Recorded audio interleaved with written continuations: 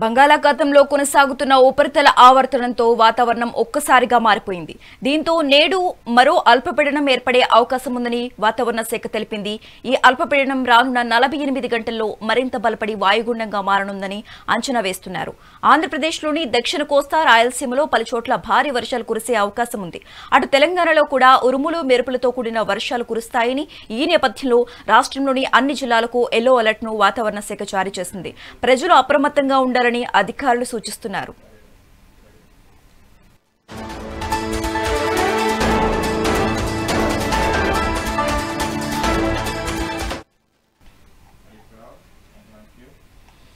బంగాళాఖాతంలో కొనసాగుతున్న ఉపరితల ఆవర్తనంతో వాతావరణం ఒక్కసారిగా మారిపోయింది. అయితే దీంతో నేడు మరో అల్పపీడనం ఏర్పడే అవకాశం ఉందని వాతావరణ శాఖ హెచ్చరించడం జరిగింది.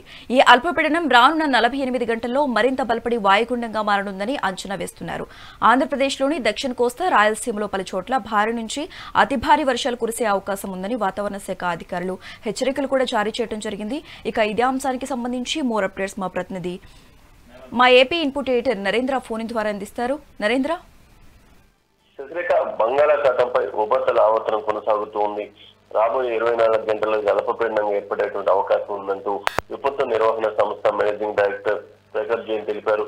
ప్రస్తుతం దీనికి సంబంధించి తీరం ఎంత బలమైనటువంటి గాలులు వీస్తూ ఉన్నాయి. ఎవరు కూడా మత్స్యకారులు వేటకు వెళ్లొద్దంటూ అధికారులు ఆదేశాలు జారీ చేశారు. ఉరుములు మెరుపులతో కూడినటువంటి భారీ వర్షాలు కురిసేటువంటి అవకాశం ఉంది కాబట్టి ప్రజలు కూడా తగిన జాగ్రత్తలు తీసుకోవాలంటూ అధికారుల స్పష్టమైనటువంటి సూచనలు చేశారు. మరొక పక్క క్షేత్రస్థాయిలో ఉన్నటువంటి అధికారులు ఎవరైతే ఉన్నారో వాళ్ళు వాళ్ళ ప్రాంతాల్లో ఉన్నటువంటి వెదర్ రిపోర్ట్ ఎప్పటికప్పుడు పరిగణలోకి తీసుకునే దానికి తగిన విధంగా అక్కడ ఏర్పాట్లు కూడా చేయాలి. ఇబ్బందికర పరిస్థితులు తలెత్తకుండా అధికారులంతా కూడా అన్ని రకాలుగా ప్రజలకు సర్వీస్ చేయాలంటూ కూడా ఉన్నత స్థాయి అధికారులు సమీక్ష నిర్వహించి ఆదేశాలు జారీ చేయడం జరిగింది.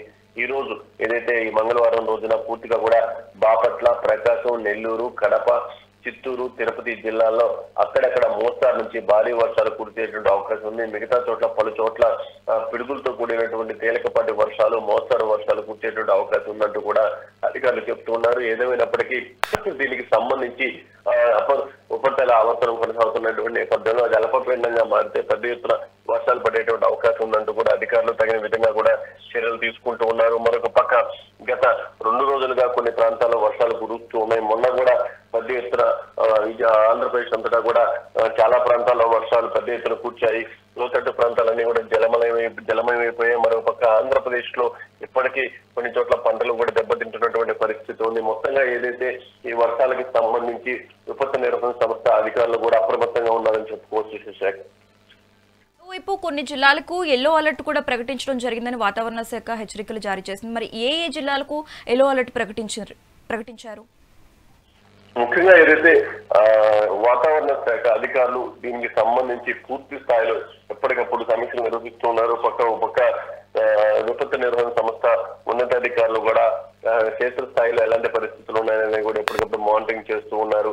సముద్ర తీర ప్రాంతానికి దగ్గరగా ఉన్న వాళ్ళు కూడా అలర్ట్ గా ఉండాలి. అదేవిధంగా లోతట్టు ప్రాంతాల్లో ఉన్న వాళ్ళు కూడా చాలా జాగ్రత్తగా ఉండాలి.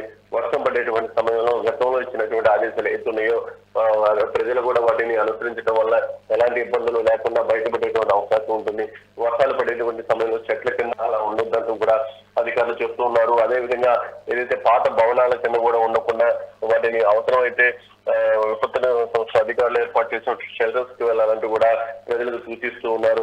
దీనికి సంబంధించి బాపట్ల, ప్రకాశం, నెల్లూరు, కడప, చిత్తూరు, తిరుపతి జిల్లాల్లో అక్కడక్కడ భారీ వర్షాలు కూడా పడేటువంటి అవకాశం ఉందంటూ కూడా అధికారులు చెప్తున్నారు. దానికి తగిన విధంగానే అధికార యంత్రాంగం అంతా కూడా ఆ ప్రాంతాలు అప్రమత్తం చేశారు. ఇప్పటికే ఆ ప్రాంతాల్లో ఎంత మేరకు వర్షం పడింది, ఆ ప్రాంతాల్లో ఉన్నటువంటి పరిస్థితి ఏంటనే దాని మీద ఎప్పటికప్పుడు ప్రతి గంట కూడా అధికారులు దానికి సంబంధించినటువంటి రిపోర్ట్స్ తెప్పించుకొని దానికి తగిన విధంగా ఆదేశాలు జారీ చేస్తున్నారు. అవసరం అయితే ఏదైతే దీనికి సంబంధించినటువంటి టీం కూడా సిద్ధంగా ఉంది. ఎక్కడైనా ఇబ్బందికర పరిస్థితులు వస్తే వాళ్ళంతా కూడా ఫీల్డ్కి వెళ్ళడానికి రెడీగా ఉన్నారు.